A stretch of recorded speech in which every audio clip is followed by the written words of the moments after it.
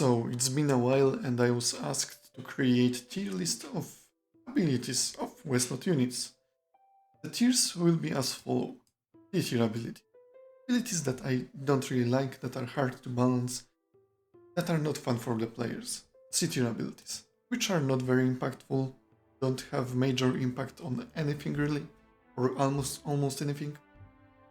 D-tier abilities, which are just fine, don't require a lot of play around, don't require like very much thinking about what to do when you have them, or are just simple buffs to the units. A-tier abilities are good abilities that require certain amount of play around, but not so much, and S-tier abilities are the abilities that are actually really good, and I enjoy them probably the most. So let's get into ranking. First, maybe I will just list out as many of the B rank abilities as I can, because they will just clutter it later on. Healing is certainly B-tier ability. Leadership also B-tier. What else do we have here? Slow, which is basic debuff, also B-tier. Drain, B-tier. Poison kind of does make you play around a little bit, but I think that's not enough by putting it in the A tier. Marksman, simple buff. Regeneration, simple buff. Magical, simple buff. Steadfast, simple buff. Fleet attacks, it kind of does make you play around a little bit. You can farm XP or funnel XP into certain unit with it, but it's not that great. Same with split attacks of version 2, which allows you to attack with both of your attacks. It works pretty similarly. It has higher impact, but it is still not enough to justify putting it higher. Same with shock, which makes enemies have one less strike against you if you attack them first. Also not great, does not create a lot of additional like thinking about it. Burrow, let's leave Burrow for later. What else could we put in the B tier? Well, feeding certainly will go to C tier, which is not great, not terrible, not great impact. It's 1 HP per 1 unit, maybe matters in campaigns, but not really anywhere else, like in MP play. First Strike also does not really have like major impact on the game. It exists, it's okay, but you don't often think about it. Burrow, also C tier, is just not impactful enough. Enemy has to not see you for a turn, not know where you are exactly, so like, meh. Not really great. Days, so plus 10% chance to hit the enemy and minus 10% for the enemy to hit. Simple buff. It's okay. Maybe a little stronger than slow, but like, it's not game changing. Same with Tailwind Aura, so the aura that gives your units +1 or +2 movement speed if you start next to the unit with it. Also simple buff.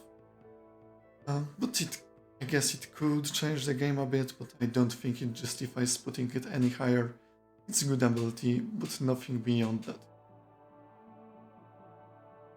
Next up, I think Teleport. Teleport is D tier.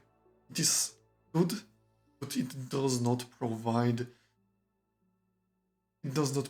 opportunities to use it in multiplayer because it is so map dependent. It's not fun to play against. It's okay in campaigns, but yeah, I'm mostly MP guy, so D tier for me. Same with Swarm, because it's simply not very fun to play, not very easy to balance. Yeah, just losing your attacks after you take 1 HP of damage is not great, honestly. Next up, we will come to the maybe game changing, like Ambush. Say Ambush itself is okay ability. it's fun. It does change the game a bit because you actually have to kind of play around it. Expect that maybe somewhere you missed some moves. It's no camping in the forest or submerge, which is no camping in the water, or concealment, which comes in the village. Basically one big family of abilities. It does change the game a bit, though that does not justify the S tier just yet. Next up, maybe Plague. Plague is S tier ability. It gives you different way to utilize kills instead of 4 XP or more units. It creates whole another way of playing as undead. I find it really fun to watch at least. It does create something new, that's why it is S tier ability. Just great. Backstab. Backstab also requires you to play around it a lot. You can't just like put random units somewhere in the middle of the map and expect it to provide much pressure against 2 units with backstab. It will just get shredded by it. It's impactful, it does force certain amount of play around from both players. Same as Berserk, very dangerous ability for the enemy and for the user. It requires strong play around from both parties, that's why I think it's fun, it's good. Charge is similar to Berserk, but not to such extent. You can leave your knight in the open with enemies, they can attack it, and what? It might not die, it just acts like a regular unit. But when it comes to attacking, so it's much better, you have the control, it's much more fun for you, not necessarily for your opponent. Diversion. Diversion is probably... Actually, I will put it in B tier because it's simply not impactful enough. It's like backstab, but grants minus 10% dodge chance, if I recall correctly, or something along these lines. It's okay, but it's not impactful enough to be in S tier like Thief. Skirmisher. Yeah, it requires certain amount of play around, but like... but it does not require it from you. Right? You just play with skirmishers like you would usually do, but your enemy has to play against them in a certain way, so it's probably way more like one-sided ability. That's why I'm not putting it in the S tier. Same with stun, which disables the enemy zone of control. It's very one-sided, your enemy has to play around it, not so much you have to do that. Same with disengage.